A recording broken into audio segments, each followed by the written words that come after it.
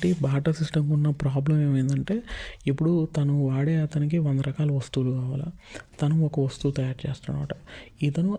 ఇతను తయారు చేసే వస్తువుకి మిగిలిన దానికి ఎంత రేటు కట్టాలి అనేది చాలా కన్ఫ్యూజన్గా ఉండేది.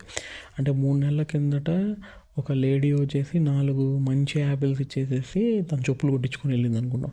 ఇప్పుడు ఇంకొక అతను వస్తాడు, నాకు చెప్పులు కావాలి, నేను యాపిల్స్ ఇస్తాను అంటారు అనమాట.